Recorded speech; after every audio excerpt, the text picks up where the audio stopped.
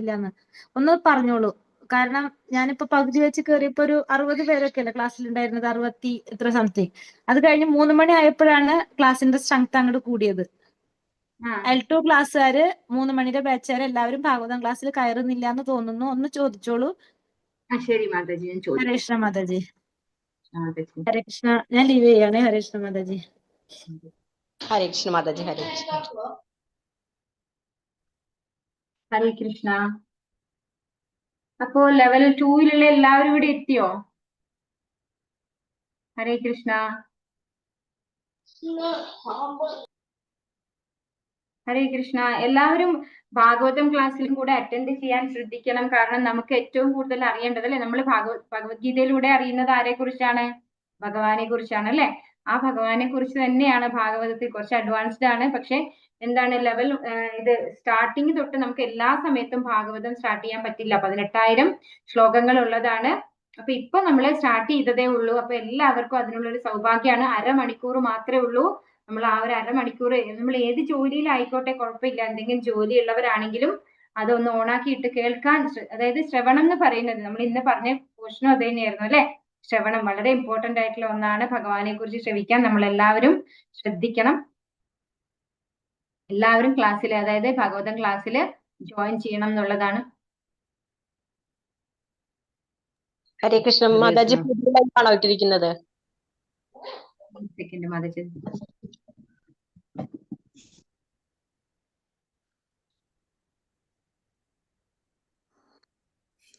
മാതാജി, ഞാൻ എല്ലാ ദിവസവും ഭാഗവതം ക്ലാസ്സിന് കയറാറുണ്ട്. ഇന്ന് ഞാൻ കയറാൻ പറ്റിയില്ല, അതുകൊണ്ടാണ്.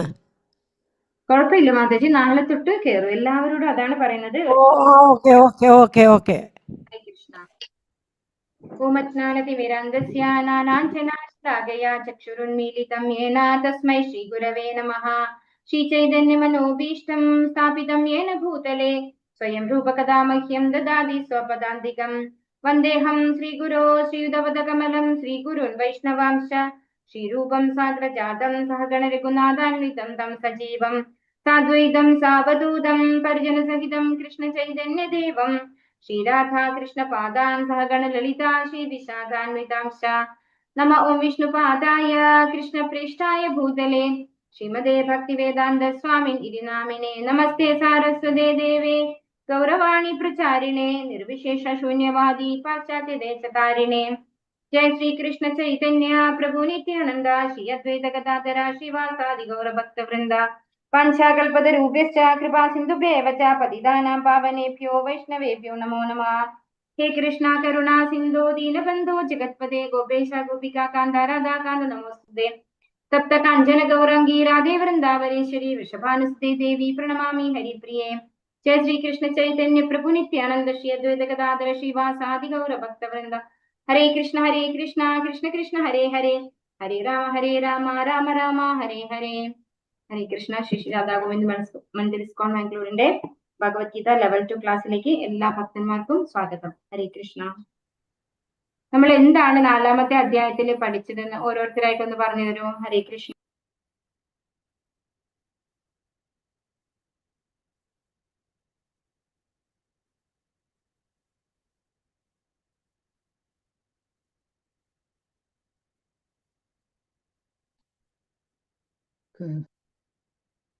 ഹരേ കൃഷ്ണ. എന്താ എല്ലാരും സൈലന്റ് ആയിരിക്കുന്നേ? എന്താ പഠിച്ചത് കഴിഞ്ഞ അധ്യായത്തില്? ഹരേ കൃഷ്ണ. ഗിരിജ ദേവി മാതാജി മ്യൂട്ടാണ്. അതാ മ്യൂട്ട് ചെയ്ത് പറയൂ. കർമ്മങ്ങളെ കുറിച്ച് അറിയുന്നു. ആദ്യം നമ്മൾ എന്താ പഠിച്ചത്? ഏവം പരമ്പരാ പ്രാപ്തം അല്ലെ. എന്താണ് 4-ാമത്തെ അധ്യായത്തിൽ നമ്മൾ ആദ്യം പഠിച്ചത്? എന്താണ്? വിവസ്വാന്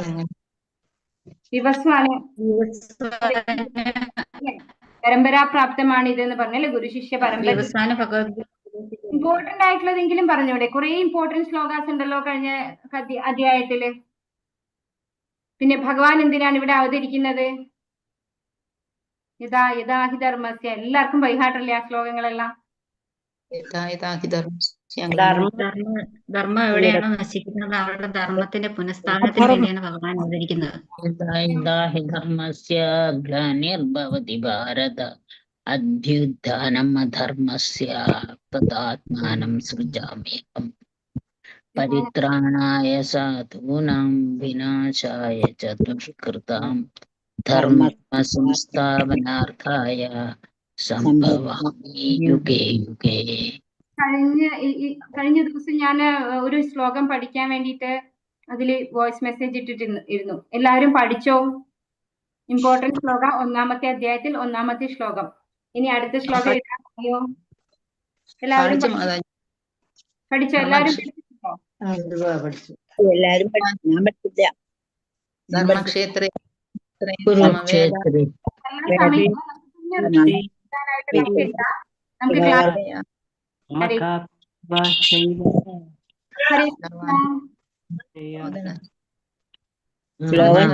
പാണ്ഡവശൈവ. ഹരേ കൃഷ്ണ. അപ്പോ നമ്മൾ കഴിഞ്ഞ ക്ലാസ്സിൽ എന്തൊക്കെയാ പഠിച്ചത്? ഒന്ന്, ഭഗവാന്റെ ജന്മകർമ്മജമേ ദിവ്യം, അല്ലെ? ഭഗവാന്റെ ജന്മവും ദിവ്യം, കർമ്മവും ഒക്കെ ദിവ്യമാണ്. അത് പഠിച്ചു കഴിഞ്ഞാൽ ആ വ്യക്തിക്ക് എന്ത് സംഭവിക്കും? പുനർജന്മം ഉണ്ടാവില്ല ഈ ഭൗതിക ലോകത്ത് എന്ന് പഠിച്ചു. ഹരേ കൃഷ്ണ. ഭഗവാനെ കുറിച്ച്, അതായത് ഭഗവാൻ ഒരു കർമ്മങ്ങളാലും മോളെ നമുക്ക് ചൊല്ലുന്നത് പിന്നൊരു ദിവസം ആവാം മോളെ. നമുക്ക് ക്ലാസ് കണ്ടിന്യൂ ചെയ്യണ്ടേ? ക്ലാസ് 5-ാമത്തെ അധ്യായത്തിൽ എടുക്കാൻ തുടങ്ങാണ്. അതിനു മുമ്പേ ജസ്റ്റ് ഒന്ന് 4th ചാപ്റ്റർ ഒന്ന് എക്സ്പ്ലെയിൻ ചെയ്യാണ്. അപ്പോ എന്താണ് പഠിച്ചത്? ഭഗവാൻ ഒരു കർമ്മങ്ങളാലും ഭഗവാന്റെ കർമ്മങ്ങളെ കുറിച്ച്, ഭഗവാൻ ഒരു കർമ്മങ്ങളാലും ബന്ധിതനാവില്ല എന്ന് മനസ്സിലാക്കുന്ന വ്യക്തി കർമ്മബന്ധനത്തിൽ നിന്ന് മുക്തനാകുമെന്ന് പഠിച്ചു. പിന്നെന്ത് പഠിച്ചു നമ്മള്?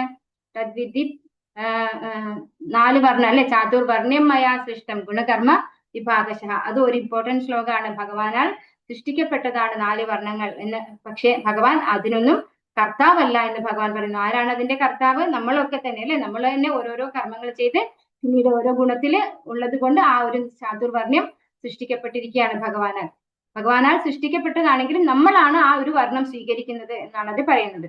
പിന്നെ നമ്മൾ എന്ത് പഠിച്ചു? എങ്ങനെ ഒരു ഗുരുവിനോടത്തുനിന്ന് ജ്ഞാനം സ്വീകരിക്കണമെന്ന് പഠിച്ചു, അല്ലെ? തദ്വിധി പ്രണിപാതേന പരിപ്രശ്നേന സേവയ ഉപദീക്ഷന്തി തേ ജ്ഞാനം നാനിന തത്വദർശിനഃ. ഇതും നമ്മൾ പഠിച്ചു, അല്ലെ? അപ്പൊ ഇനി 5-ാമത്തെ അധ്യായം കർമ്മയോഗം.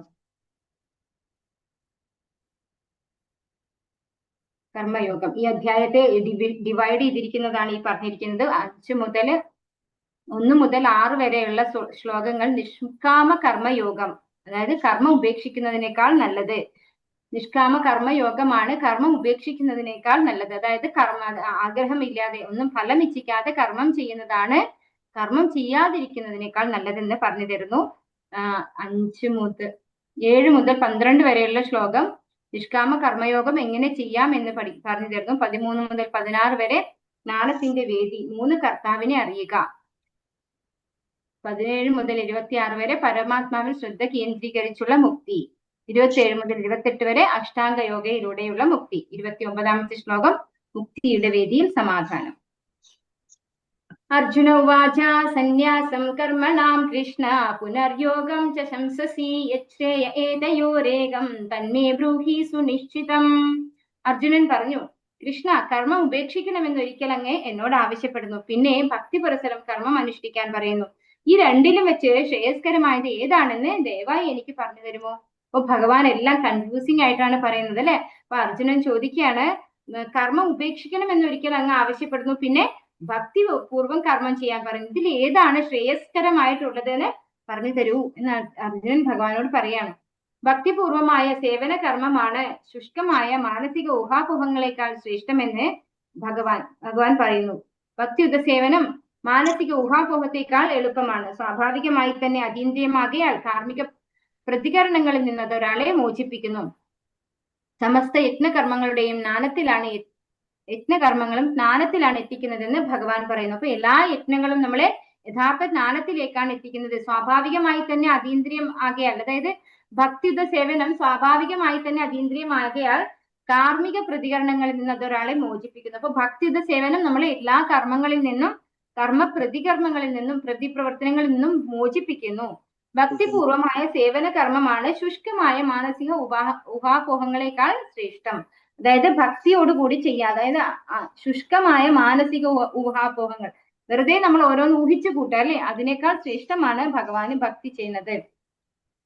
ശ്രീ ഭഗവാനുവാച സന്യാസ കർമ്മയോഗശ്ച നിശ്ചേയസകരാവുഭൗ തയോസ്തു കർമ്മ സന്യാസാത് കർമ്മയോഗോ വിശിഷ്യതേ. ശ്രീ ഭഗവാൻ പറഞ്ഞു, കർമ്മ പരിത്യാഗവും ഭക്തിയുതമായ കർമ്മവും മുക്തിക്ക് നല്ലത് തന്നെ, എങ്കിലും ഭക്തിയുതമായ സേവന കർമ്മമാണ് കർമ്മത്യാഗത്തെക്കാൾ ഉത്തമം. അപ്പോ രണ്ടും രണ്ട് തരം ആളുകൾക്കാണ് ഭഗവാൻ ഉദ്ദേശിക്കുന്നത്. അത് രണ്ടും ഒരാൾ ചെയ്യുന്നതല്ല. കർമ്മ പരിത്യാഗവും നല്ലതാണ്, ഭക്തിയുത സേവന കർമ്മവും നല്ലതാണ്. പക്ഷേ രണ്ടും തമ്മിൽ കമ്പാരിസൺ വരുമ്പോ ഭക്തിയുത സേവന കർമ്മമാണ് കർമ്മത്യാഗത്തെക്കാൾ, കർമ്മ ത്യജിക്കുന്നതിനേക്കാൾ ഉത്തമമായത് എന്ന് ഭഗവാൻ പറഞ്ഞു കൊടുക്കുന്നു അർജുന അല്ലെ. കർമ്മ പരിത്യാഗം, അതായത് കർമ്മം ചെയ്യാതിരിക്കൽ, അത് ആർക്കാണ് പറ്റുക? സന്യാസിമാർക്കാണ് പറ്റുക അല്ലെ. എല്ലാ ഭൗതികമായതിനെ ഉപേക്ഷിച്ചു പോയ ഒരു വ്യക്തിക്ക് എന്താണ്, ഒന്നും കർമ്മം ചെയ്യേണ്ടതായിട്ടില്ല. പക്ഷെ ആ ലെവലിൽ എത്താത്തിടത്തോളം കാലം നമ്മൾ എന്ത് ചെയ്യണം? കർമ്മം ചെയ്ത് തന്നെ ആവണം. അപ്പൊ അങ്ങനെയുള്ള കർമ്മം എങ്ങനെയാണ്? ഭക്തിയുത സേവന കർമ്മമാണ് കർമ്മത്യാഗത്തെക്കാൾ ഉത്തമം എന്ന് പറയുന്നത്. അപ്പൊ സന്യാസിമാരിൽ വീഴ്ച പറ്റിയേക്കാം, പക്ഷെ എന്താണ്, ഭക്തിയുത സേവന കർമ്മം ചെയ്യുമ്പോൾ നമുക്കത് വീഴ്ച പറ്റില്ല. ഭക്തിയുതമായ സേവന കർമ്മമാണ് കർമ്മത്യാഗത്തെക്കാൾ ഉത്തമം. കാമ്യകർമ്മങ്ങളാണ് ഭൗതിക സുഖ അന്വേഷണം, ഭൗതിക ബന്ധനത്തിന് കാരണമാകുന്നത്. ശരീര സുഖങ്ങളുടെ നിലവാരം ഉയർത്താൻ ലക്ഷ്യമാക്കിക്കൊണ്ടുള്ള പ്രവർത്തനങ്ങളിൽ ഒഴുകിയിരിക്കുന്ന കാലത്തോളം ഒരാൾക്ക് വിവിധ ഇനം ശരീരങ്ങളിൽ ജന്മം എടുക്കേണ്ടി വരും. വാസുദേവന്റെ ഭക്തിയുത സേവനത്തിൽ ഒരാൾ പ്രേമം വളർത്തിയെടുക്കണം. എന്നാൽ മാത്രമേ അയാൾക്ക് പ്രാപഞ്ചിക ബന്ധനങ്ങളിൽ നിന്ന് മുക്തനാവാൻ അവസരം ലഭിക്കൂ. കൃഷ്ണ അവബോധത്തിലുള്ള പ്രവർത്തനം കാമ്യകർമ്മങ്ങളുടെ ഫലങ്ങളിൽ നിന്നും രക്ഷപ്പെടുവാൻ ഒരാളെ സഹായിക്കുന്നു. കൃഷ്ണാബോധമില്ലാത്ത ത്യാഗം അപൂർണമാണ്. അപ്പൊ എന്താ ഇവിടെ പറഞ്ഞു തരുന്നത്? ഭക്തിയുത സേവന കർമ്മം അതാണ് കർമ്മം ത്യജിക്കുന്നതിനേക്കാൾ നല്ലത്. അത് കർമ്മം ത്യജിക്കാൻ ആർക്കേ സാധിക്കുള്ളൂ? പരിപൂർണമായിട്ട്, അതായത് എല്ലാ ബന്ധനങ്ങളിൽ നിന്നും മുക്തനായി സന്യാസം സ്വീകരിച്ച ഒരു വ്യക്തിക്ക് മാത്രമാണ് കർമ്മത്യാഗം പറ്റുള്ളൂ അല്ലെ. അല്ലാത്തവർക്കൊക്കെ എന്താണ്? ഭക്തിയുത സേവന കർമ്മമാണ് അഭികാമ്യമായിട്ടുള്ളത്. കാമ്യകർമ്മങ്ങളാണ് ഭൗതിക ബന്ധത്തിന് കാരണമാകുന്നത്. അതായത് നമ്മൾ എന്തെങ്കിലും നേടണം എന്ന് ആഗ്രഹിച്ച് നമ്മൾ കർമ്മം ചെയ്യുന്നത് കൊണ്ടാണ് നമ്മൾ ബന്ധനത്തിലാവുന്നത്. അതായത് നമുക്ക് എന്തെങ്കിലും നമ്മുടെ ജീവിത നിലവാരം ഉയർത്താൻ വേണ്ടിയിട്ട് ഓരോ പ്രവർത്തനങ്ങൾ മുഴുകിയിരിക്കുന്ന കാലത്തോളം നമുക്ക് എന്ത് വേണം? ഇനിയും ഓരോരോ ശരീരം മാറിക്കൊണ്ടേ ഇരിക്കേണ്ടി വരും. ഭഗവാന്റെ ഭക്തിയുത സേവനത്തിൽ ഒരാൾ പ്രേമം വളർത്തിയെടുത്തു കഴിഞ്ഞാൽ അയാൾക്ക് എല്ലാ ബന്ധനങ്ങളിൽ നിന്നും മുക്തനാകാൻ അവസരം ലഭിക്കുന്നു. കൃഷ്ണാബോധത്തിലുള്ള പ്രവർത്തനം കാമ്യകർമ്മങ്ങളുടെ ഫലങ്ങളിൽ നിന്നും രക്ഷപ്പെടുവാൻ ഒരാളെ സഹായിക്കുന്നു. ശ്രീ ഭഗവാനുവാച സന്യാസ കർമ്മയോഗശ്ച. ഇതാണ് വായിച്ചത് അല്ലെ? മായാവാദ സന്യാസികൾ, ഭക്തിയുത സേവനം, വൈഷ്ണവ സന്യാസിമാർ. ജസ്റ്റ് ഒന്ന് റീഡ് ചെയ്ത് പോകാം. ഓരോ ശ്ലോകത്തിലും എക്സ്പ്ലെയിൻ ചെയ്യുന്ന കാര്യങ്ങളാണ് ഇവിടെ പറഞ്ഞിരിക്കുന്നത്. കാണാൻ പറ്റുന്നുണ്ട്? ഇത് വായിക്കാൻ പറ്റുന്നുണ്ടോ എല്ലാവർക്കും? നിർദ്ദിഷ്ട ചുമതലകളാൽ മുൻകൂർ ശുദ്ധീകരണം ആവശ്യമാണ്. മായാവാദ സന്യാസികൾക്ക് പ്രകൃതി തന്നെ ശുദ്ധീകരിക്കുന്നു. അതായത് മായാവാദ അതൊന്ന് എഴുതിയെടുക്കാൻ സമയം തരണേ. ഒരു ഫോട്ടോ മൊബൈലിൽ ഒരു ഫോട്ടോ എടുത്ത് വെച്ചോളൂ. ഇത് എഴുതിയെടുക്കണമെങ്കിൽ കുറെ സമയം വേണ്ടി വരും മാതാജി. നമ്മളെ ക്ലാസ് കുറെ അങ്ങ് പോകും. ഇത് എഴുതാൻ പെട്ടെന്നൊന്നും പറ്റില്ല. നിർദ്ദിഷ്ട ചുമതലകളാൽ മുൻകൂർ ശുദ്ധീകരണം ആവശ്യമാണ്. ഒരു സ്ക്രീൻഷോട്ട് എടുത്ത് വെച്ചിരുന്നാൽ മതിയോ? ഭഗവത് സേവനം, അതായത് വൈഷ്ണവ സന്യാസിമാരുടെ പ്രക്രിയ തന്നെ ശുദ്ധീകരിക്കുന്നു. മറ്റേ മായാവാദ സന്യാസികൾക്ക് ഒരു ശുദ്ധീകരണം ആവശ്യമാണ്. ഭഗവാന്റെ വൈഷ്ണവർക്ക് എന്താണ്? പ്രത്യേകിച്ച് ശുദ്ധീകരണ പ്രക്രിയ ആവശ്യമില്ല. കേവലം ജ്ഞാനം വിമോചനത്തിന് അപര്യാപ്തമാണ്. പ്രവൃത്തി നിർബന്ധമാണ്. ആത്മാവിന്റെ അവസ്ഥയിൽ പ്രവർത്തിക്കണം. അപ്പോ ജ്ഞാനം മാത്രമാണ് മായാവാദ സന്യാസിമാർക്കുള്ളത്. വൈഷ്ണവർക്ക് എന്താണ്? അവര് എല്ലാ സമയവും പ്രവർത്തിച്ചുകൊണ്ടിരിക്കുകയാണ് അല്ലെ. ഭഗവാന്റെ സേവനത്തിൽ നിരതരായിക്കൊണ്ടിരിക്കുകയാണ്. പ്രവൃത്തി നിർബന്ധമാണ് ഇവിടെ. താഴെ വീഴാനുള്ള സാധ്യത, മായാവാദ സന്യാസികൾ വീണു പോവാൻ സാധ്യതയുണ്ട്. പക്ഷെ വൈഷ്ണവർക്ക് എന്താണ്? വിജയം ഉറപ്പാണ്. അപൂർണമായ ത്യാഗം, സമ്പൂർണ്ണ ത്യാഗം എല്ലാം കൃഷ്ണന് വേണ്ടി ഉപയോഗിക്കുക. മായാവാദ സന്യാസികൾ എന്താ ചെയ്യാ? എല്ലാം ഭൗതികമാണെന്ന് പറഞ്ഞ് എല്ലാത്തിനെയും ഉപേക്ഷിക്കും അല്ലെ.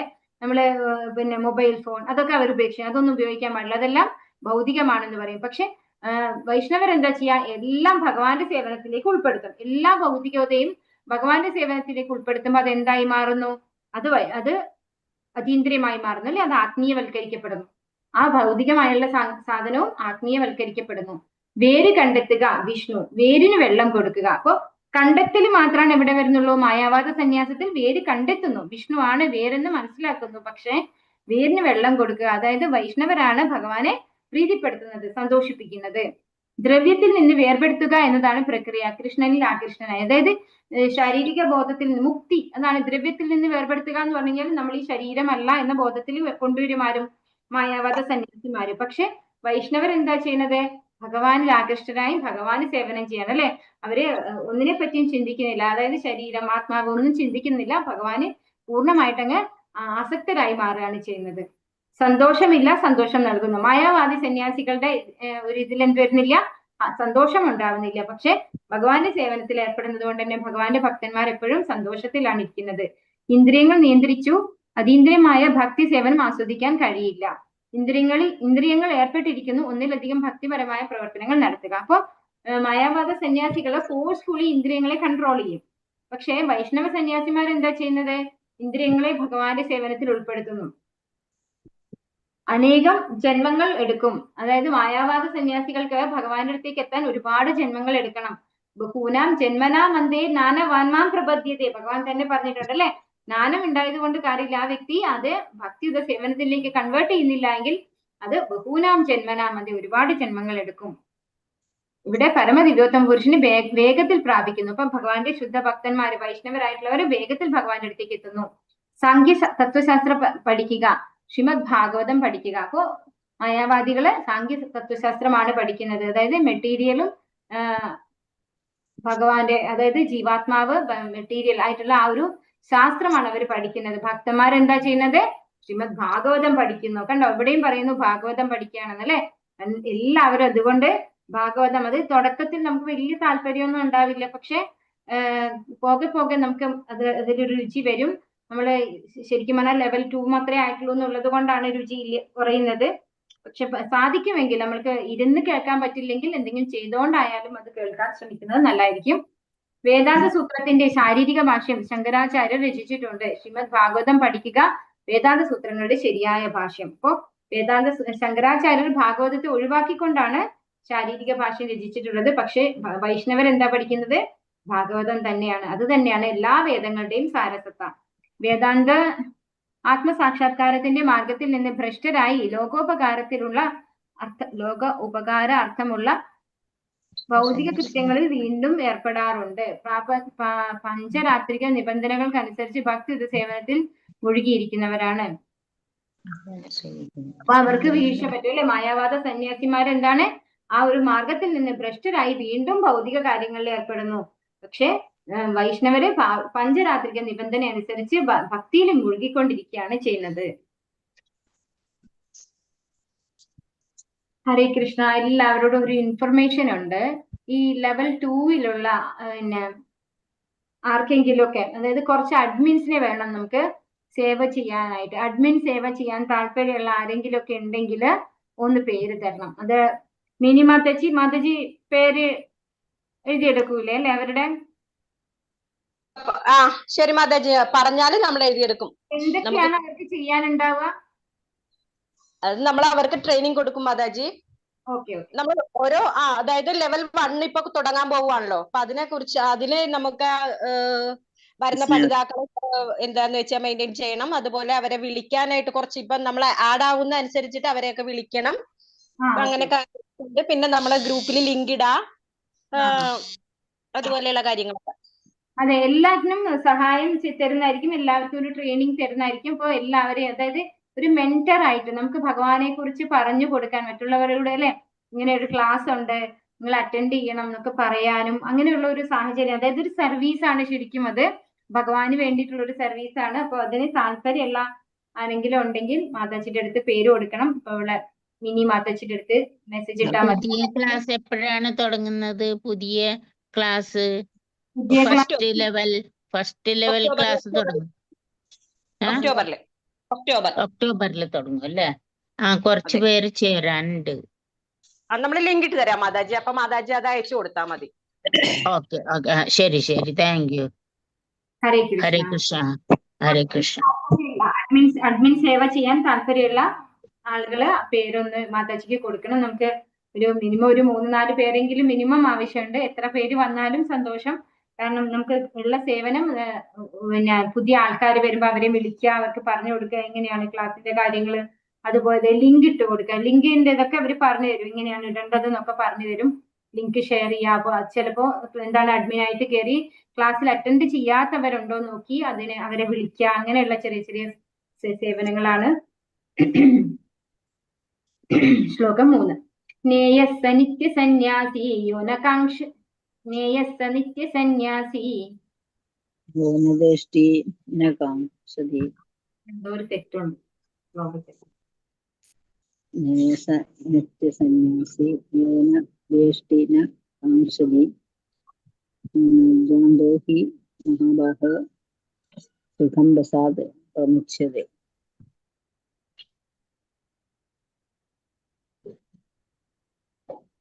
നേയസ്സ നിത്യ സന്യാസി യോനദ്വേഷ്ടി കാക്ഷതി. അവിടെ ദ്വേഷ്ടി ഇല്ല, അതാണ്.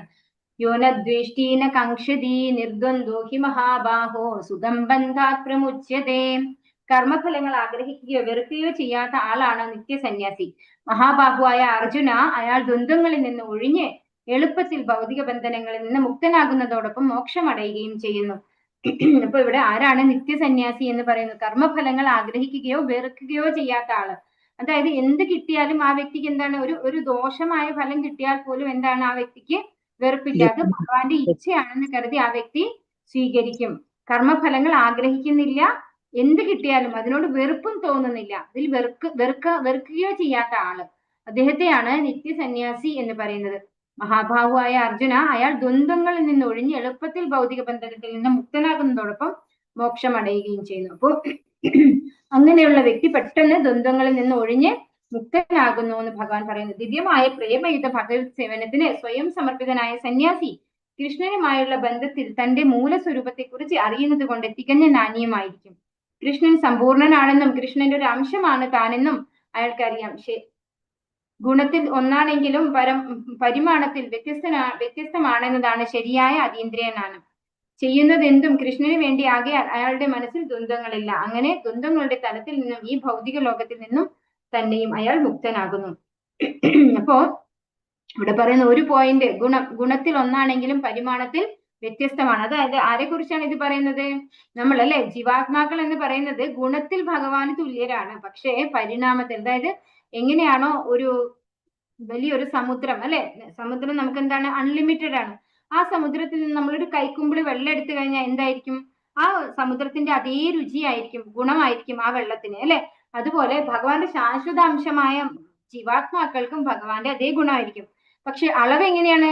സമുദ്രം അൺലിമിറ്റഡ് ആണ് അല്ലെ, അത് നമുക്ക് മുഴുവൻ കയ്യിലെടുക്കാൻ പറ്റുമോ? ഇല്ല. അതുപോലെ ഭഗവാൻ അൺലിമിറ്റഡ് ആണ്, പരിമിതി ഇല്ലാത്തവനാണ്. നമ്മൾ എന്താണ്? പരിമിതരാണ് അല്ലെ. ഭഗവാൻ വിഭുവാണ്, നമ്മൾ അണുവാണ്, നമ്മൾ പരിമിതരാണ്. വളരെ ഗുണത്തിൽ നമ്മൾ ഒന്നാണെങ്കിലും സമുദ്രത്തിലെ കൈക്കുമ്പിളിൽ എടുത്ത വെള്ളത്തിനും ഉപ്പ് രുചിയായിരിക്കും, സമുദ്രത്തിലെ വെള്ളത്തിനും അതേ രുചിയായിരിക്കും. അതുപോലെ ഗുണത്തിൽ നമ്മൾ ഒരുപോലെയാണെങ്കിലും അളവിൽ നമ്മൾ വ്യത്യസ്തരായിരിക്കും. അപ്പോ ഇത്തരത്തിലുള്ള ദ്വന്ദ്വങ്ങളിൽ നിന്ന് ഒഴിഞ്ഞിട്ടുള്ള ആ വ്യക്തി, അദ്ദേഹത്തിന് നല്ല ബോധ്യം ഉണ്ടാവും നമ്മളൊക്കെ ഭഗവാന്റെ ശാശ്വത അംശമാണെന്ന്. ആ വ്യക്തിക്ക് എന്തുണ്ടാവില്ല? സ്വന്തമായിട്ട് എന്തെങ്കിലും നേടണമെന്നുള്ള ആഗ്രഹമോ അല്ലെങ്കിൽ എന്തെങ്കിലും കിട്ടിക്കഴിഞ്ഞാൽ അതായത് കർമ്മം ചെയ്യാണ്ടിരിക്കാൻ ആർക്കും പറ്റില്ല അല്ലെ. ആ കർമ്മത്തിന്റെ ഒരു ബൈ പ്രോഡക്റ്റ് ആയിട്ട് എന്ത് കിട്ടിയാലും ആ വ്യക്തി അതിനെ വെറുക്കോ അതിനോടൊരു പ്രത്യേക ആസക്തിയോ ഒന്നും കാണിക്കില്ല. ഒക്കെ ഭഗവാന് വേണ്ടി സമർപ്പിച്ചുകൊണ്ടാണ് ആ വ്യക്തി ചെയ്യുന്നത്. അതുകൊണ്ട് തന്നെ ആ വ്യക്തി പെട്ടെന്ന് ഭഗവാന്റെ ധാമത്തിലേക്ക് എത്തും. ഒരു സെക്കൻഡ്.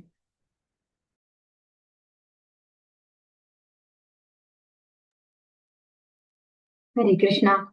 സാഖ്യയോഗൗ പൃഥക് ബാലാഃ പ്രവദന്തിന പണ്ഡിതാഃ ഏകമപ്യാസിത സമ്യക് ഉഭയോർവിന്ദതി ഫലം. ഭക്തിയുത സേവനം, കർമ്മയോഗം, പ്രപഞ്ചത്തെ വിശകലനം ചെയ്തുള്ള പഠനം സാഖ്യയോഗത്തിൽ നിന്ന് വ്യത്യസ്തമാണെന്ന് പറയുന്നത് അജ്ഞാനികളാണ്. ഇവയിൽ ഏതെങ്കിലും ഒന്നിൽ നിപുണനായി കഴിഞ്ഞാൽ രണ്ടിന്റെയും ഫലം കിട്ടുമെന്ന് യഥാർത്ഥ പണ്ഡിതന്മാർ പറയുന്നു. അപ്പോ ഭക്തിയോഗവും സാഖ്യയോഗവും ഒക്കെ വ്യത്യസ്തമാണെന്ന് പറയുന്നത് അജ്ഞാനികളാണെന്ന് പറയുന്നു. ഭക്തിയോഗം കിട്ടിക്കഴിഞ്ഞാൽ എന്താണ്? ഇത് രണ്ടും കിട്ടും, അതാണ് പറയുന്നത്. ഭക്തിയോഗത്തിൽ എത്തിക്കഴിഞ്ഞാൽ ഇതിന് രണ്ടിന്റെയും ഫലം കിട്ടും എന്നാണ് പണ്ഡിതന്മാർ പറയുന്നത്. സാഖ്യത്തിന്റെ ലക്ഷ്യം ഭൗതിക ലോകത്തിന്റെ ആത്മാവിനെ കണ്ടെത്തുകയാണ്. ഭൗതിക ലോകത്തിന്റെ ആത്മാവ് വിഷ്ണു അഥവാ പരമാത്മാവാണ്. ഭക്തിയുത ഭഗവത് സേവനം പരമാത്മാവിന്റെ സേവനത്തെ അനിവാര്യമാക്കി തീർക്കുന്നു. ഒന്ന് മരത്തിന്റെ വേരന്വേഷിക്കുന്നു, മറ്റേത് വേർ നനയ്ക്കുന്നു എന്ന വ്യത്യാസമേ ഉള്ളൂ. അപ്പോ ഒന്ന് വേരന്വേഷിക്കുന്നു, മറ്റൊന്ന് വേരിന് വെള്ളം ഒഴിക്കുന്നു. അതാണ് ചെയ്യുന്നത്. ഭക്തിയുത സേവനത്തിൽ എന്താണ്? വേര് കണ്ടെത്താതെ ആർക്കെങ്കിലും വേരിന് വെള്ളം ഒഴിക്കാൻ പറ്റുമോ? അല്ലെ. അപ്പൊ വേരിന് വെള്ളം ഒഴിക്കുന്നു, മറ്റേത് എന്താണ് വേര് കണ്ടെത്തുന്ന മാത്രമേ ഉള്ളൂ. പക്ഷെ ആ വേര് കണ്ടെത്തിയത് കൊണ്ടായില്ല. എന്ത് വേണം? ഭക്തിയുത സേവനം ചെയ്യണം.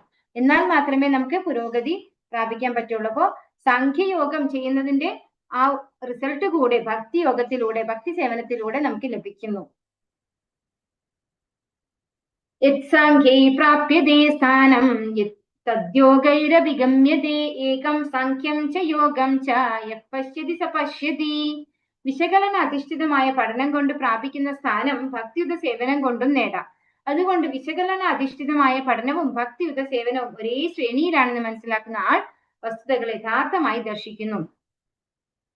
ഇപ്പോ വിശകലന അധിഷ്ഠിതമായ പഠനം കൊണ്ട് പ്രാപിക്കുന്ന സ്ഥാനം എന്താണ്? ആത്മാവിനെ കുറിച്ചും ശരീരത്തെക്കുറിച്ചുമുള്ള പഠനത്തെക്കുറിച്ചാണ് ഇവിടെ പറയുന്നത്. അത് ആ ഒരു സ്ഥാനം ഭക്തി സേവനം കൊണ്ടും നേടാൻ സാധിക്കും.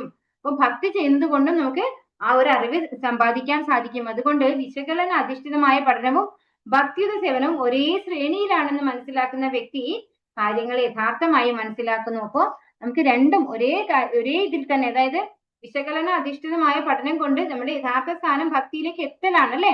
അപ്പൊ ഭക്തിയിലേക്ക് എത്തിക്കഴിഞ്ഞാൽ ഇത് രണ്ടും നമുക്ക് ലഭ്യമാകും. അങ്ങനെ മനസ്സിലാക്കുന്ന വ്യക്തി യഥാർത്ഥമായി ദർശിക്കുന്നത്. അദ്ദേഹത്തിന്റെ കാഴ്ച യഥാർത്ഥമായ കാഴ്ചയാണ്. ഇവിടെ ഒരു ലാഡർ ആണ്. അധ്യായം 2 ജ്ഞാനം ബുദ്ധിയോഗയിലൂടെ പ്രവർത്തിക്കുക. അർജുനൻ ആശയക്കുഴപ്പത്തിലായി. ജ്ഞാനമോ സന്യാസം, ബുദ്ധിയോഗമോ നിഷ്കാമ കർമ്മം. അധ്യായം 3 അർജുനൻ എന്താണ് ചെയ്യേണ്ടത്? കർമ്മത്തിലൂടെ ജ്ഞാനത്തെ കുറിച്ച് കേട്ടു. കർമ്മത്തിൽ അകർമ്മവും അകർമ്മത്തിൽ കർമ്മവും. ഉപസംഹാരം അതീന്ദ്രിയ ജ്ഞാനത്തെ മഹത്വപ്പെടുന്നു. എഴുന്നേറ്റ് യുദ്ധം ചെയ്യും. എന്തിനാണ് ഇവിടെ ഇങ്ങനെ ആടിയതെന്ന് അറിയില്ല. അപ്പൊ ഈ ശ്ലോകത്തിന്റെ മീനിങ് ആണ് ഇവിടെ. തത്വചിന്താപരങ്ങളായ ഗവേഷണങ്ങളുടെ എല്ലാം യഥാർത്ഥ ഉദ്ദേശം ജീവിതത്തിന്റെ പരമലക്ഷ്യം കണ്ടെത്തലാണ്. അപ്പൊ ഇത്തരത്തിലുള്ള തത്വചിന്തകളൊക്കെ നമ്മൾ എന്തിനു വേണ്ടിയാണ് നമ്മൾ കേൾക്കുന്നതും നമ്മൾ ചിന്തിക്കുന്നതും ഒക്കെ? എന്തിനാണ് നമ്മുടെ ഒരു ജീവിതത്തിന്റെ പരമമായ ലക്ഷ്യം എന്താണ് എന്ന് കണ്ടെത്താൻ വേണ്ടിയാണ്. കൃഷ്ണാവബോധത്തോടെ കർമ്മം ചെയ്യുമ്പോഴാണ് ജീവൻ തന്റെ സ്വരൂപാവസ്ഥയിൽ സ്ഥിതി ചെയ്യുന്നത്. ഇപ്പൊ ഭഗവാന്റെ സേവനം, കൃഷ്ണ അവബോധത്തോടെ കർമ്മം ചെയ്യാൻ പറഞ്ഞ എന്താണ്? ഭക്തിയുത സേവനമാണ് അല്ലെ.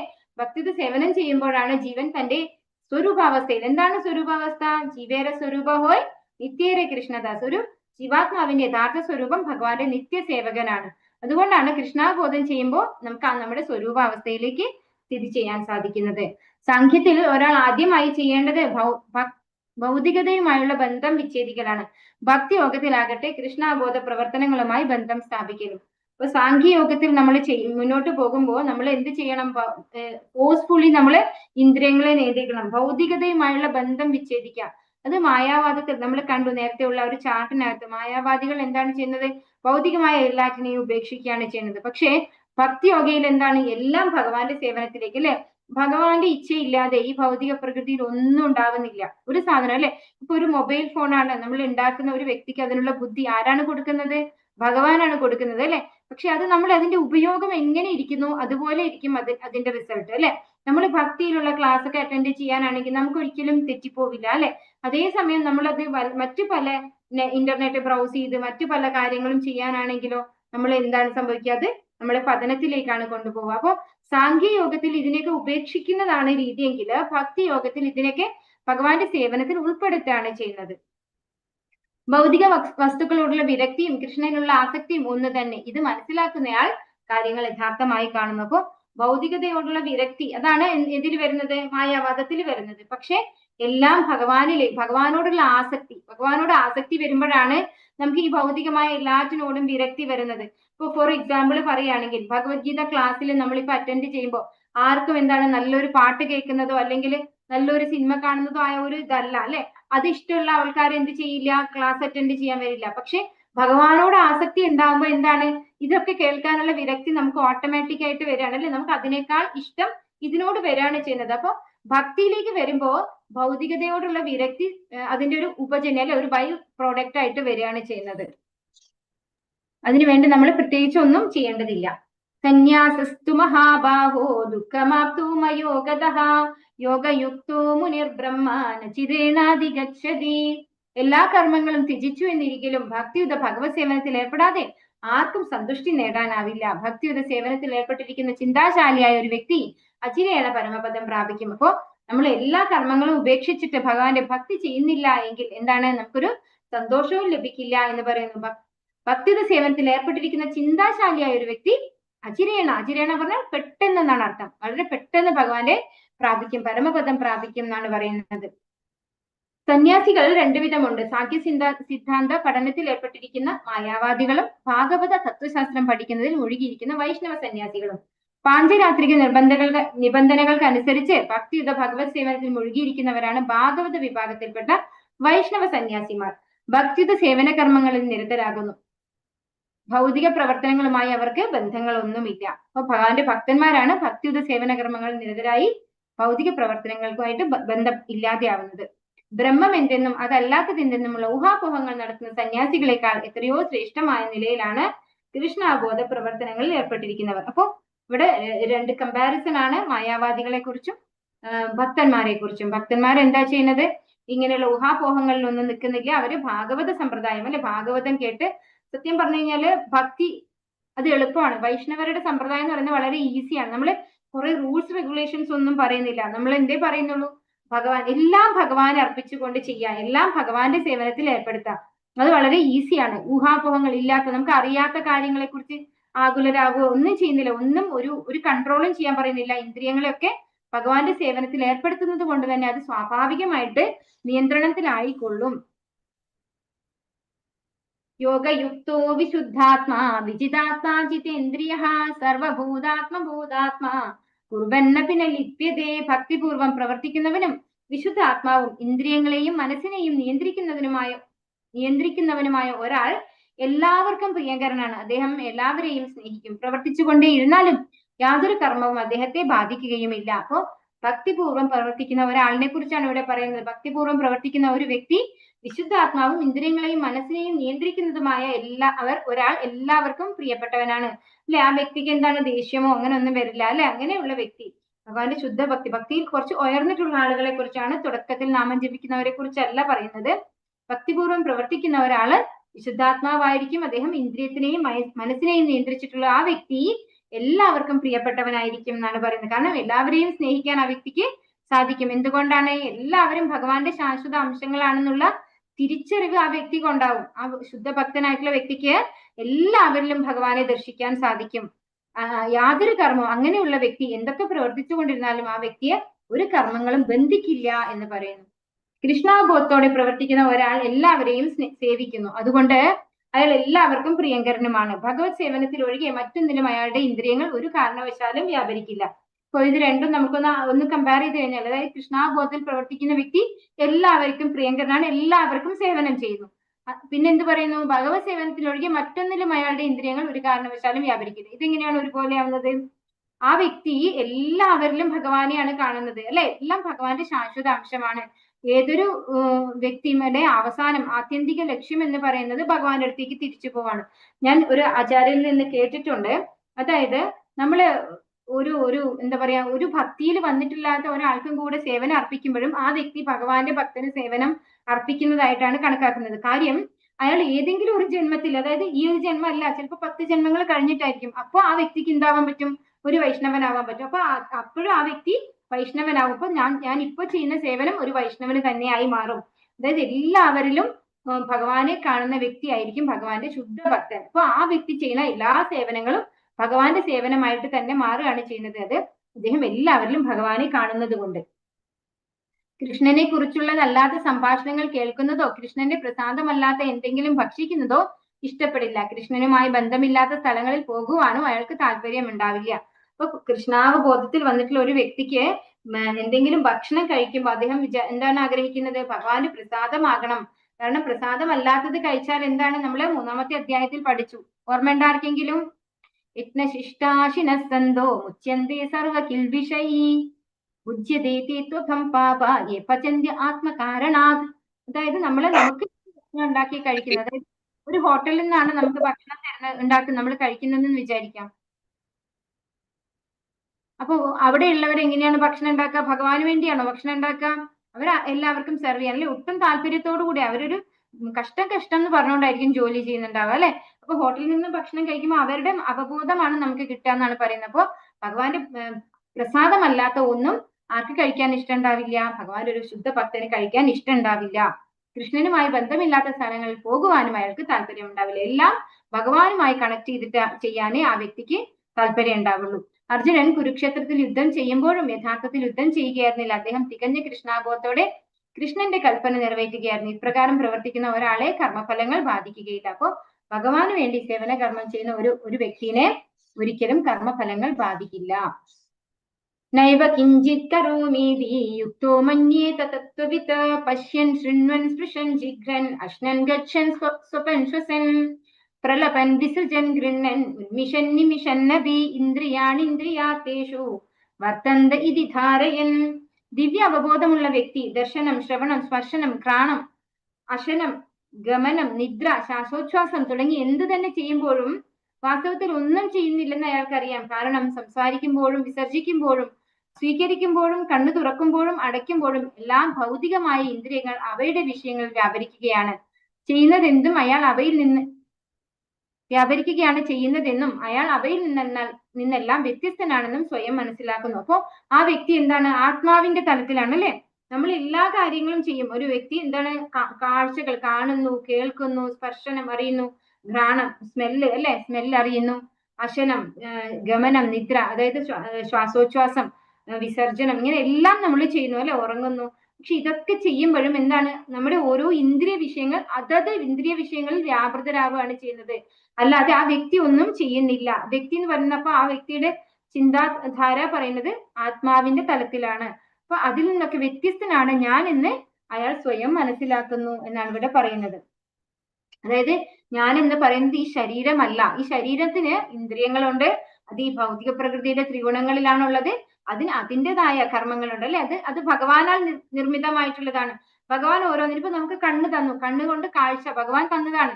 നമുക്ക് കാതുകൊണ്ട് കാണാൻ പറ്റില്ല അല്ലെ. അപ്പൊ ഓരോ ഇന്ദ്രിയങ്ങളും അതാത് ഇന്ദ്രിയ വിഷയങ്ങളിൽ ഏർപ്പെടുന്നത് മാത്രമേ ഉള്ളൂ. അത് ഞാനുമായിട്ടൊരു ബന്ധവും ഇല്ല എന്നാണ് ഒരു ഭക്തൻ ചിന്തിക്കുന്നത് എന്നാണ് ഇവിടെ പറഞ്ഞു തരുന്നത്. കൃഷ്ണാബോധം സിദ്ധിച്ച ഒരാളുടെ ജീവിതം വിശുദ്ധമത്രേ. അതുകൊണ്ട് കർത്താവ്, കർമ്മം, അവസ്ഥ, പ്രയത്നം, ഭാഗ്യം എന്നീ ആസന്നവും അനാസന്നവുമായ 5 കാര്യങ്ങളെ ആശ്രയിച്ച് നിൽക്കുന്ന യാതൊരു പ്രവർത്തനവും അദ്ദേഹത്തിന് ബാധകമല്ല.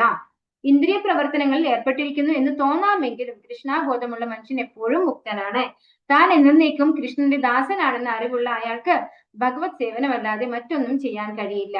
അപ്പോ ഈ ഒരു ശ്ലോകം പറയുമ്പോൾ എനിക്ക് ഓർമ്മ വരുന്നത് ജഡഭരതൻ എന്ന് പറയുന്ന ഒരു കഥാപാത്രമുണ്ട് ശ്രീമദ് ഭാഗവതത്തില്. അദ്ദേഹത്തെയാണ്. അതായത് അദ്ദേഹം എന്താ പറയാ, ഒരു അവധൂതനായിട്ടാണ് ചെയ്യുന്നത്. അദ്ദേഹം ഇങ്ങനെ ഭക്ഷണം കഴിക്കും, നല്ല തടിച്ചു കൊഴുത്ത ശരീരമാണ്. പക്ഷെ അയാൾക്ക് ഒന്നിലും ഒരു ആസക്തിയും ഉണ്ടാവില്ല. അപ്പൊ അതുപോലെയാണ് എല്ലാ ഇന്ദ്രിയ പ്രവർത്തനങ്ങളിലും ഒരു ഭക്തൻ ഏർപ്പെടുന്നു എന്ന് നമുക്ക് തോന്നിയേക്കും. പക്ഷെ യഥാർത്ഥത്തിൽ ആ വ്യക്തി മുക്താത്മാവാണെന്നാണ് പറയുന്നത്. കർമ്മയോഗം, കൃഷ്ണാബോധത്തിൽ പ്രവർത്തനം. എല്ലാ ജീവികളും ഭാവിയിലേക്കുള്ള പദ്ധതികൾ നിരന്തരം ആസൂത്രണം ചെയ്യുന്നു. ചിന്തകൾ പ്രവൃത്തികളിൽ പ്രകടമാകുന്നു. ആവർത്തിച്ചുള്ള പ്രവർത്തനങ്ങൾ ശീലങ്ങൾ രൂപപ്പെടുത്തുന്നു. ശീലങ്ങൾ നമ്മുടെ സ്വഭാവത്തെ രൂപപ്പെടുത്തുന്നു. സ്വഭാവം നമ്മുടെ വിധി നിർണയിക്കുന്നു. ശരിയായ ദിശയിൽ എങ്ങനെ ചുവടുകൾ എടുക്കാമെന്ന് 5-ാം അധ്യായത്തിൽ വിവരിച്ചിരിക്കുന്നു. ലൗകിക സങ്കീർണതകളിൽ കൂടുതൽ കുരുക്കിലേക്ക് നയിക്കുന്ന ഘട്ടങ്ങളുണ്ട്. വിമോചനത്തിന്റെയും സ്വാതന്ത്ര്യത്തിന്റെയും ശാന്തിയും സമാധാനത്തിന്റെയും ജീവിതത്തിലേക്ക് നയിക്കുന്ന പടവുകളുണ്ട്.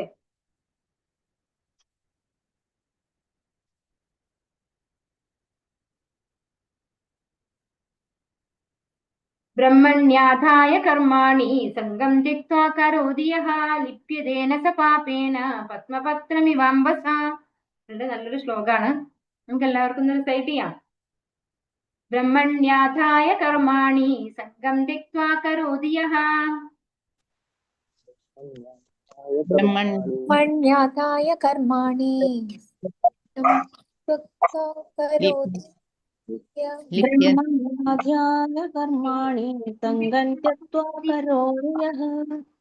ബ്രഹ്മണ്യധ്യായ കർമാണി സംഗം ത്യക്ത്വാ കരോതി യഃ ലിപ്യതേന സ പാപേന പത്മപത്രമിവാംബസ.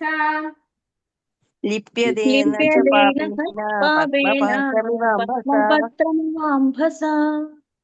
ഹരേ കൃഷ്ണ. ആസക്തി കൂടാതെ ഫലത്തെ പരമപുരുഷനെ സമർപ്പിച്ചുകൊണ്ട് തന്റെ കർത്തവ്യങ്ങൾ അനുഷ്ഠിക്കുന്ന ഒരാളെ താമരയിലയിൽ വെള്ളം എന്ന പോലെ ദുഷ്കർമ്മ ഫലങ്ങൾ ബാധിക്കുകയില്ല.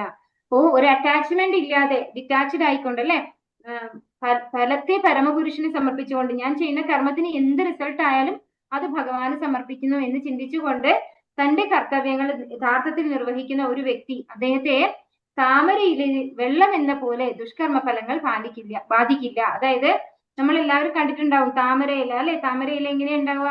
വെള്ളത്തിന്റെ മുകളിൽ ഇങ്ങനെ പടർന്നു നിൽക്കുന്നുണ്ടാവും. അതിന്റെ മുകളിൽ വെള്ളം നനവ് പോലും കാണില്ല അല്ലെ? എങ്ങാനും ഒരു തുള്ളി വെള്ളത്തിൽ വന്നു കഴിഞ്ഞാൽ അതിങ്ങനെ ഉരുണ്ട് ഒരു ഭാഗത്തേക്ക് അങ്ങോട്ടേക്ക് ഇങ്ങോട്ട് പോകും അല്ലെ? ഒരിക്കലും ആ വെള്ളം ആ ഇലയെ ബാധിക്കില്ല. അത് വെള്ളത്തിൽ തന്നെ ഇരുന്നാലും ആ ഇല എന്താണ്, ചീഞ്ഞു പോവോ, അതിന് ബാധിക്കുകയോ ഒന്നും ചെയ്യുന്നില്ല. അതുപോലെയാണ് ദുഷ്കർമ്മ ഫലങ്ങൾ ബാധിക്കില്ല.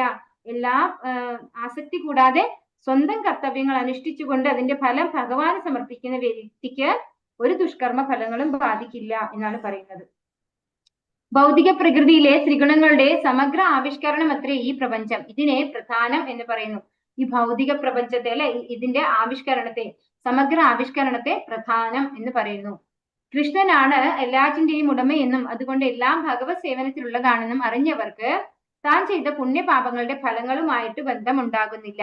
അപ്പൊ എല്ലാം എന്താണ്, ഈശാവാസ്യം ഇതം സർവം കിഞ്ച ജഗത്യാം ജഗത്ത് അല്ലെ? ഭഗവാനാണ് എല്ലാത്തിന്റെയും ഉടമ. ഇത് മനസ്സിലാക്കിയിട്ടുള്ള വ്യക്തി എന്താണ് പറയുന്നത്, ആ വ്യക്തിനെ പുണ്യപാപങ്ങളുടെ ഫലങ്ങൾക്ക് ആ ഒരു ഫലമായിട്ട് യാതൊരു ബന്ധവും ഉണ്ടാകുന്നില്ല. ഭഗവത് സേവനത്തിനുള്ളതാണെന്നും അറിഞ്ഞവർക്ക് താൻ ചെയ്ത പുണ്യപാപങ്ങളുടെ ഫലങ്ങളുമായിട്ട് ബന്ധമുണ്ടാകുന്നില്ല. അപ്പോ നമ്മൾക്ക് എന്തെങ്കിലും അങ്ങനെയുള്ള പാപഫലങ്ങൾ ഉണ്ടായാൽ പോലും അതുമായിട്ട് യാതൊരു ബന്ധവും ഉണ്ടാകുന്നില്ല. ഇപ്പൊ അങ്ങനെയുള്ള ഒരു ഭക്തൻ, അതായത് കൃഷ്ണാബോധത്തിൽ പ്രവർത്തിക്കുന്ന ഒരു വ്യക്തിയാൽ ആർക്കെങ്കിലും എന്തെങ്കിലും ഒരു ബുദ്ധിമുട്ട് ഉണ്ടായി വിചാരിക്കുക. അപ്പൊ ആ ഒരു ബുദ്ധിമുട്ടിന്റെ കോസ്, അതിന്റെ റീസൺ ആ വ്യക്തി ആവുന്നില്ല. അത് ആരേ ആവുള്ളൂ? ഭഗവാന്റെ നിശ്ചയപ്രകാരമാണ് അത് നടക്കുന്നത്. അതുകൊണ്ട് തന്നെ അതിന്റെ ഫലം ആ വ്യക്തിക്ക് അനുഭവിക്കേണ്ടതായിട്ട് വരില്ല. ഈ ശരീരം കൃഷ്ണന്റേതാകിയാൽ കൃഷ്ണ സേവനത്തിനായി ഉപയോഗപ്പെടുത്തണമെന്ന് അറിവോടെ അദ്ദേഹം പ്രവർത്തിക്കുന്നു. താമരയിലെ വെള്ളത്തിൽ കിടന്നാലും നനയാത്തതുപോലെ പാപമാലിന്യങ്ങൾ തീണ്ടാത്തതായി തന്നെ ഇരിക്കും. കായേന മനസാ ബുദ്ധ്യാ കേവലൈരിന്ദ്രിയൈരപി യോഗിന കർമ്മ കുറുവന്തി സംഘം ത്യക്ത്വാത്മശുദ്ധയേ. യോഗികൾ അനാസക്തരായി ശരീരം, മനസ്സ്, ബുദ്ധി എന്നിവ കൊണ്ടും ഇന്ദ്രിയങ്ങൾ കൊണ്ട് പോലും ആത്മശുദ്ധിക്ക് വേണ്ടി മാത്രം പ്രവർത്തനത്തിൽ ഏർപ്പെടുന്നു. യോഗികൾ പറഞ്ഞ ആരാണ്?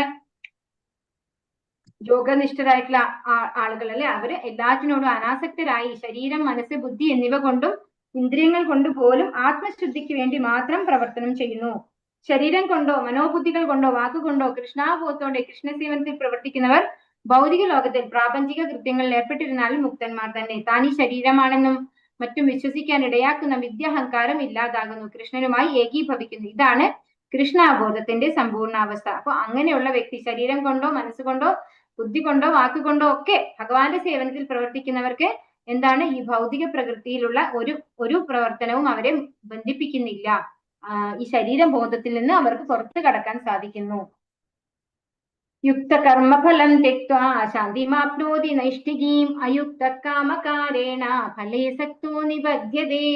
സ്ഥിരചിത്തനായ ഒരു ഭക്തൻ കർമ്മഫലങ്ങളെല്ലാം എനിക്ക് അർപ്പിക്കുന്നത് കൊണ്ട് സമ്പൂർണ്ണ സമാധാനം നേടുന്നു. എന്നാൽ ഈശ്വരനിൽ നിന്ന് വേർപെട്ട് നിൽക്കുന്നവൻ തന്റെ കർമ്മഫലങ്ങളിൽ അത്യാഗ്രഹിയാകിയാൽ അതിൽപ്പെട്ട് വലയുന്നു. അപ്പൊ ഭഗവാന്റെ ഭക്തന്മാരെ, അങ്ങനെയുള്ള ഭക്തന്മാരെല്ലാം ഭഗവാൻ അർപ്പിക്കുന്നത് കൊണ്ട് അവർക്ക് എന്താണ്, എല്ലാ കർമ്മഫലങ്ങളിൽ നിന്നും മുക്തരാകാൻ സാധിക്കുന്നു. പക്ഷേ ഭഗവാനെ സേവനത്തിൽ ഏർപ്പെടാത്ത, ഈശ്വരനിൽ നിന്ന് വേർപെട്ട് നിൽക്കുന്നവൻ, അതായത് എന്റെ കർമ്മഫലം കൊണ്ട് ഞാൻ തന്നെ എല്ലാം അനുഭവിക്കണം എന്ന് ആഗ്രഹിക്കുന്ന വ്യക്തി, ആ വ്യക്തി അത്യാഗ്രഹി ആയതുകൊണ്ട് തന്നെ അതിൽപ്പെട്ട് വലയുന്നു എന്ന് പറയുന്നു. അപ്പൊ നമ്മള് നന്മയ്ക്ക് വേണ്ടിയാവും ചിലപ്പോൾ നമ്മൾ പല കർമ്മങ്ങളും ചെയ്യുക അല്ലെ?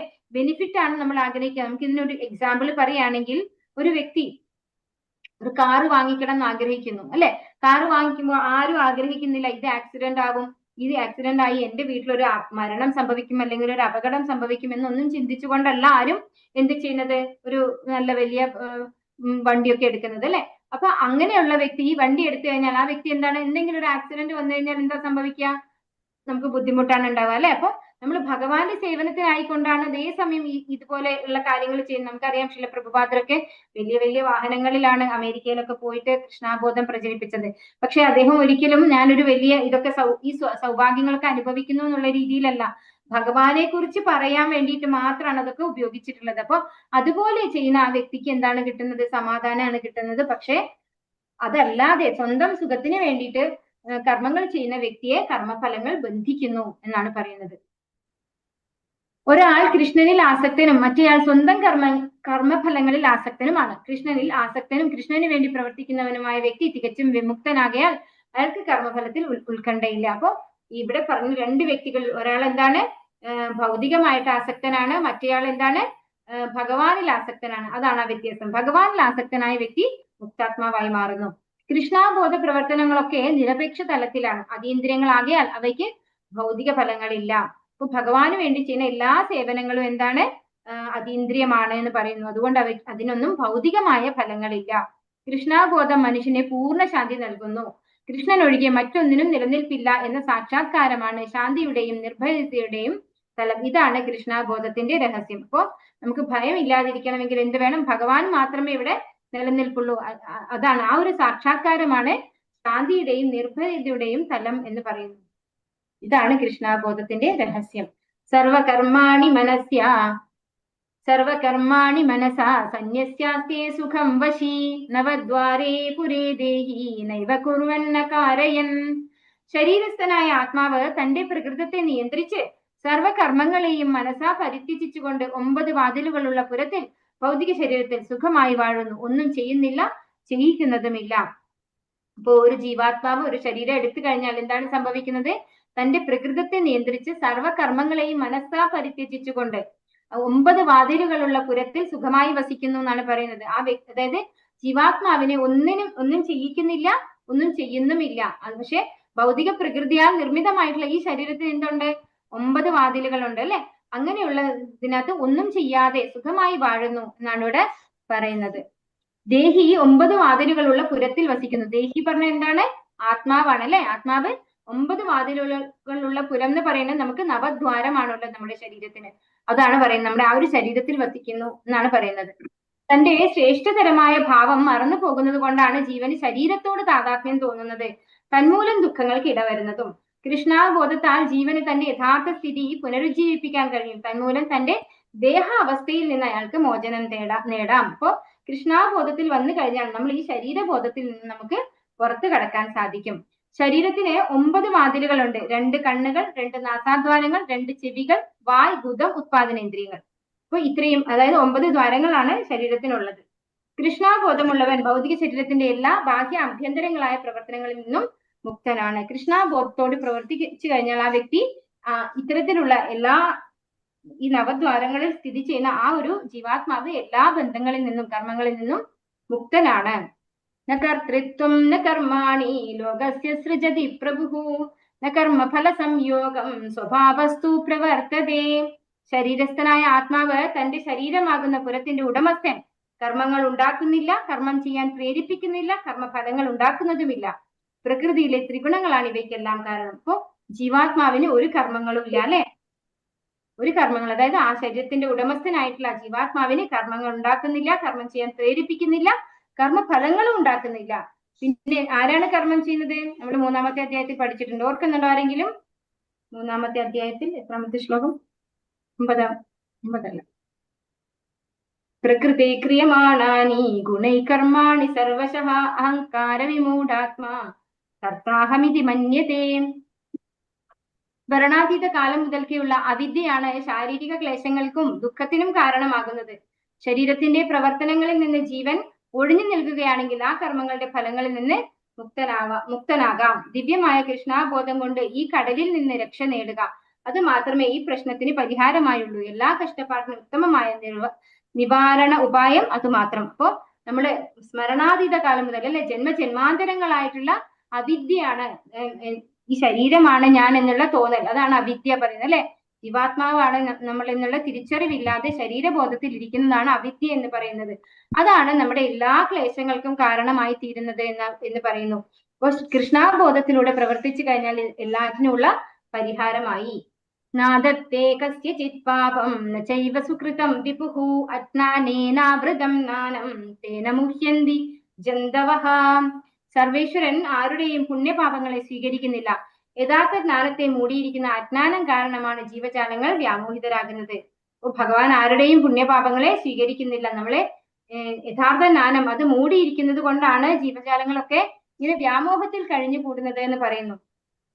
ജ്ഞാനം, ഐശ്വര്യം, ബലം, കീർത്തി, സൗന്ദര്യം, വൈരാഗ്യം എന്നിവ തികഞ്ഞ സർവേശ്വരനെയാണ് വിഭു എന്ന് പറയുന്നത്.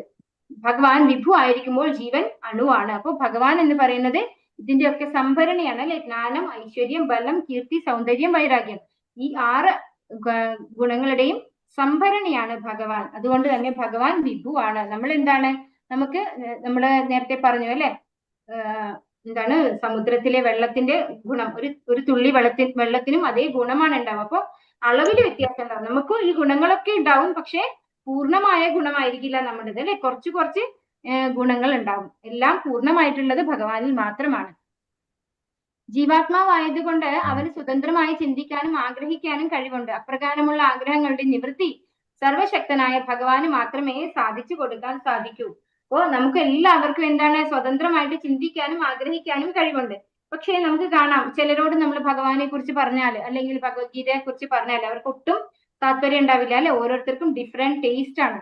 പ്രകാരമുള്ള ആഗ്രഹങ്ങളുടെ, അതായത് ഓരോരുത്തരുടെയും ആഗ്രഹത്തിന്റെ ലെവൽ അനുസരിച്ചാണത്. അവരുടെ ആഗ്രഹങ്ങളെ നിവർത്തിച്ചു കൊടുക്കുന്നതും ആരാണ്? ഭഗവാൻ മാത്രമാണ്. നമ്മള് 13ാമത്തെ അധ്യായത്തിൽ പഠിക്കുന്നുണ്ട്. ഉപദ്രഷ്ടാനുമന്താജ ഭർത്താ ഭോക്താ മഹേശ്വര പരമാത്മേതി ചാപ്യുക്തോ ദേഹേസ്മിൻ പുരുഷഃ പരഃ. അതായത് ഭഗവാൻ ഓരോരുത്തരുടെയും മനസ്സിൽ, അതായത് ഹൃദയത്തിൽ ഇരുന്ന് ഓരോരുത്തരുടെയും ആഗ്രഹം മനസ്സിലാക്കി അവരുടെ ആഗ്രഹത്തിനനുസരിച്ചാണ് അവർക്കുള്ള സാഹചര്യങ്ങളും ടേസ്റ്റും ഇൻട്രസ്റ്റും സിറ്റുവേഷൻസും ഒക്കെ ഉണ്ടാകുന്നത്. ജീവാത്മാവ് ആഗ്രഹിച്ചേക്കാവുന്ന പ്രത്യേക സാഹചര്യത്തിൽ കർമ്മ പ്രതികർമ്മങ്ങൾക്ക് ഭഗവാൻ ഒരിക്കലും ഉത്തരവാദിയല്ല. ഇത് എൻ്റെ അടുത്തൊരു മാതാജി ചോദിച്ചിട്ടുണ്ടായിരുന്നു. ഭഗവാൻ നമുക്ക് എല്ലാം തരും അല്ലെ, എല്ലാ സാഹചര്യങ്ങളും തരും, എന്നിട്ട് നമ്മള് പ്രതികർമ്മങ്ങൾക്ക് ഭഗവാൻ ഉത്തരവാദിയല്ല എന്ന് എന്താ പറയുന്നത്? അതിനൊരു എക്സാമ്പിൾ പറഞ്ഞുതരാം. ഇപ്പൊ നമുക്ക് ഒരാഗ്രഹമാണ്, എനിക്ക് ആഗ്രഹമുണ്ട്, എനിക്ക് ഡോക്ടർ ആവണം എന്ന് ആഗ്രഹം.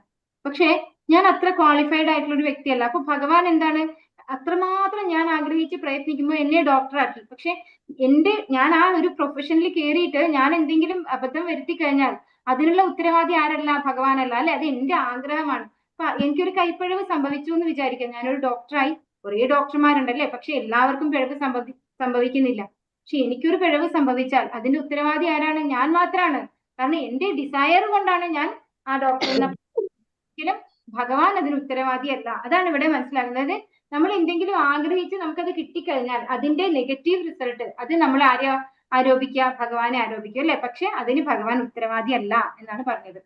സംഭ്രാന്ത അവസ്ഥയിൽ പെട്ടതുകൊണ്ട് ബദ്ധനായ ആത്മാവ് താനാണ് ഈ ശരീരം എന്ന് ധരിക്കുകയും ജീവിതത്തിലെ താത്കാലിക സുഖദുഃഖങ്ങൾക്ക് വിധേയനാവുകയും ചെയ്യുന്നു. സംഭ്രാന്ത അവസ്ഥയിൽ പെട്ടതുകൊണ്ട് ബദ്ധനായ ആത്മാവ് ഞാൻ ഈ ശരീരമാണെന്ന് വിചാരിച്ചിട്ട് എല്ലാ സുഖദുഃഖങ്ങളും അതിന് വിധേയനാവുകയാണ് ചെയ്യുന്നത്. ശരി, എപ്പോഴും വിളിച്ചിരിക്കണേ എന്തിനാ? ശരി, ജീവാത്മാവിന്റെ സന്തത സഹചാരിയായ പരമാത്മാവിന് അവന്റെ എല്ലാ അഭിലാഷങ്ങളും അറിയാൻ കഴിയും.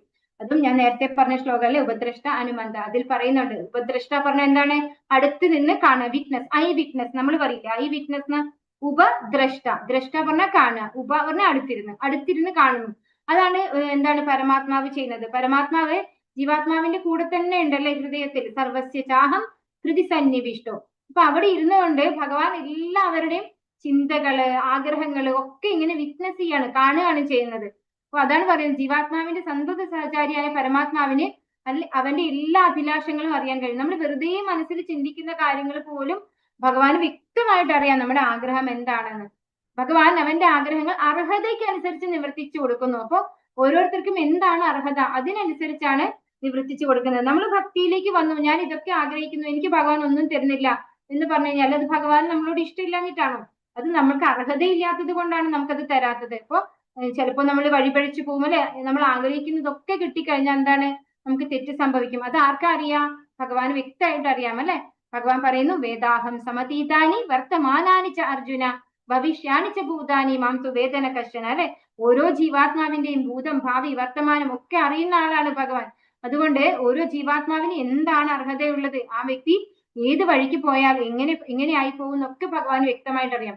ഓരോരുത്തരുടെയും അർഹതയ്ക്ക് അനുസരിച്ചാണ് ഭഗവാൻ അവരുടെ ആഗ്രഹങ്ങൾ നിവർത്തിച്ചു കൊടുക്കുന്നത്. ഒരാൾ കൃഷ്ണനെ ആഗ്രഹിക്കുകയാണെങ്കിൽ ഭഗവാൻ പ്രത്യേകം ശ്രദ്ധ വെച്ച് ഭഗവത് പ്രാപ്തിയുടെ ശാശ്വത സുഖം നേടാൻ ഉതകുന്ന വിധത്തിൽ പ്രോത്സാഹിപ്പിക്കുകയും ചെയ്യുന്നു. സർവേശ്വരൻ ആരെയും ഇഷ്ടപ്പെടുകയോ വെറുക്കുകയോ ചെയ്യുന്നില്ല, അങ്ങനെ തോന്നുന്നുവെങ്കിലും. അപ്പൊ ഭഗവാനെ ആഗ്രഹിക്കുകയാണെങ്കിൽ ഭഗവാൻ അതിനുള്ള സാഹചര്യം ഏതൊരു വ്യക്തിക്കും കൊടുക്കും. ഭഗവാൻ ആരോടും പ്രത്യേകിച്ച് ഒരു ഇഷ്ടമോ അനിഷ്ടമോ ഇല്ല. എല്ലാവരും ഭഗവാൻ എങ്ങനെയാണ്? ഒരുപോലെയാണ് അല്ലെ. ഒരമ്മയ്ക്ക് കുട്ടികളെല്ലാം ഒരുപോലെയാണെന്ന് പറയുന്നത് പോലെ ഭഗവാൻ എല്ലാവരും പ്രിയരാണ്. പ്രിയരായിട്ട് ആരും ഇല്ല. ഒരു ശ്ലോകം കൂടെ എടുക്കാം അല്ലെ. ജ്ഞാനേന തു തദജ്ഞാനം യേഷാം നാശിതമാത്മനഃ തേഷമാദിത്യവജ്ഞാനം പ്രകാശതി തത്പരം. അജ്ഞാനത്തെ നശിപ്പിക്കുന്ന ജ്ഞാനം കൊണ്ടൊരാൾ പ്രകാശിതനാകുമ്പോൾ പകൽ സമയത്ത് സൂര്യൻ എല്ലാം പ്രകാശിപ്പിക്കുന്നത് പോലെ അയാളുടെ ജ്ഞാനം എല്ലാം വെളിപ്പെടുത്തുകയും ചെയ്യുന്നു. അജ്ഞാനത്തെ നശിപ്പിക്കുന്ന ജ്ഞാനം കൊണ്ട്, അതായത് നമ്മള് ഒരു ഇരുട്ട് മുറിയില് ലൈറ്റ് ഇട്ട് കഴിഞ്ഞാൽ എന്താ സംഭവിക്കുക? ഇരുട്ട് പോലെ തനിയന്നെ പോലെ ഇരുട്ട്. അതുപോലെയാണ് ജ്ഞാനം കൊണ്ട് ഒരാളുടെ അജ്ഞാനം എല്ലാം ഇല്ലാതെയാകുന്നു. പകൽ സമയത്ത് സൂര്യൻ എല്ലാം പ്രകാശിപ്പിക്കുന്നത് പോലെ എന്ന് പറയുന്നു. നമ്മളുടെ ജ്ഞാനം ആ അജ്ഞാനത്തെ, അതായത് ഇരുട്ടിനെ ഇല്ലാതെയാക്കുന്നു.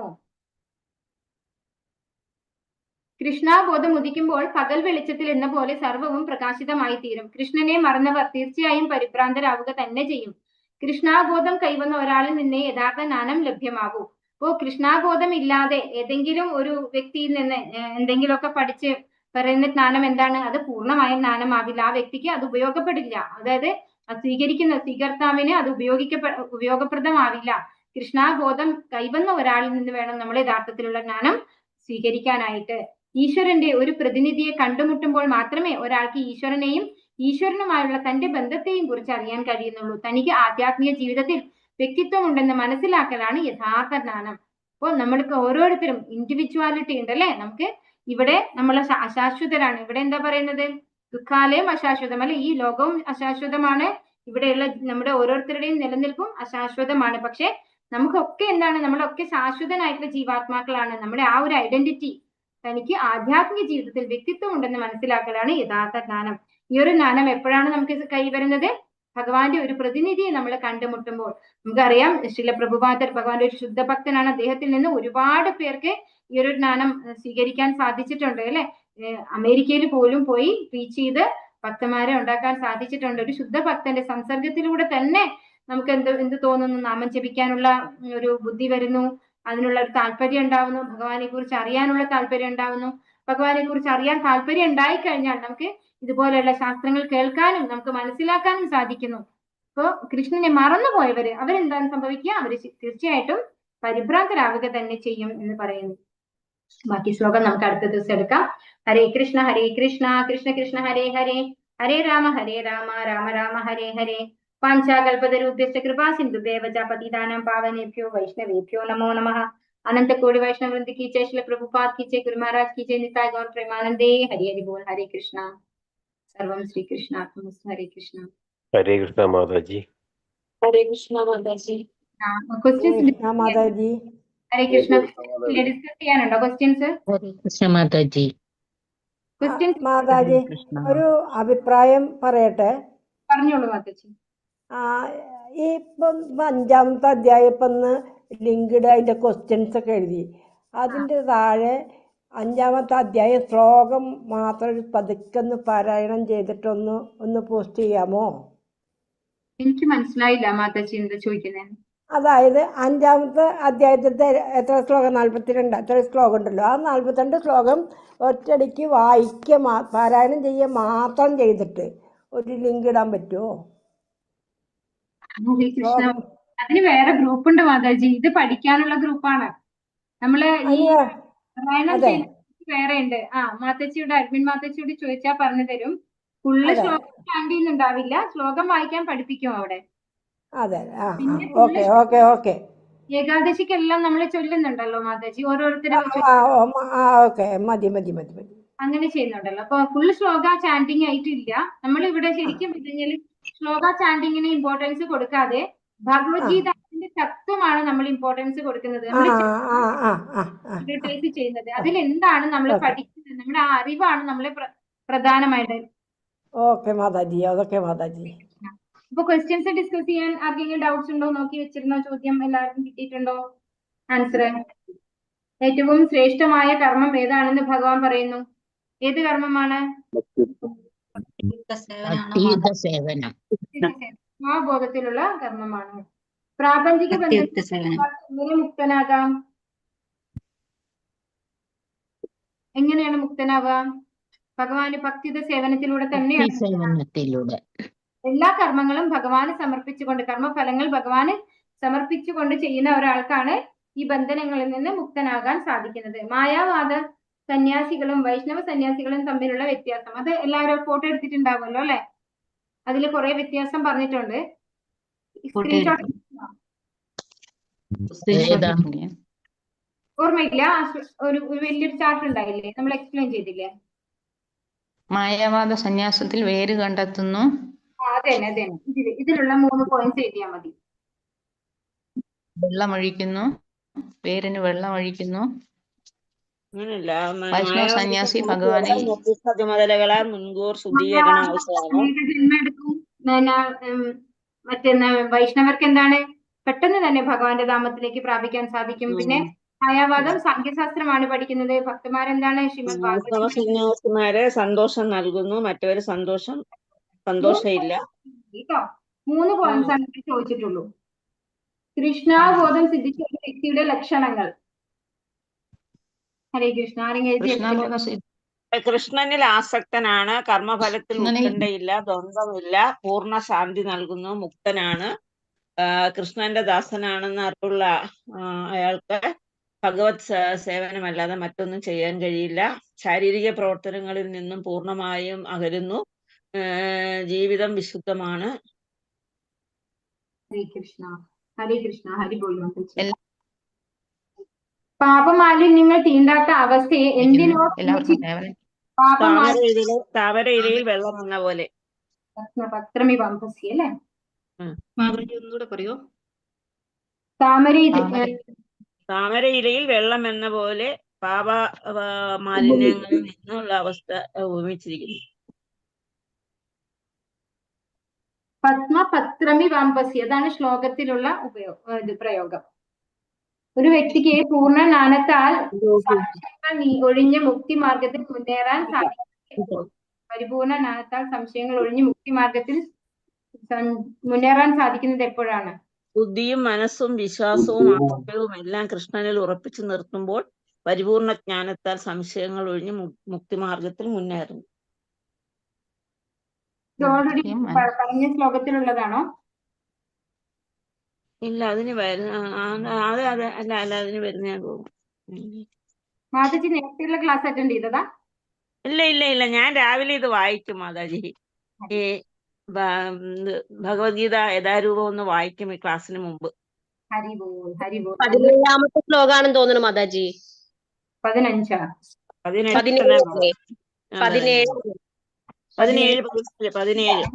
17 നമ്മൾ എടുക്കണം അത്ര അല്ലേ?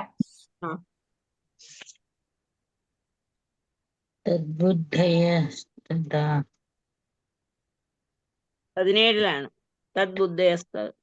ഓക്കെ, അടുത്ത ദിവസം ഡിസ്കസ് ചെയ്യാം. ഹരേ കൃഷ്ണ. ഹരേ കൃഷ്ണ മാതാജി.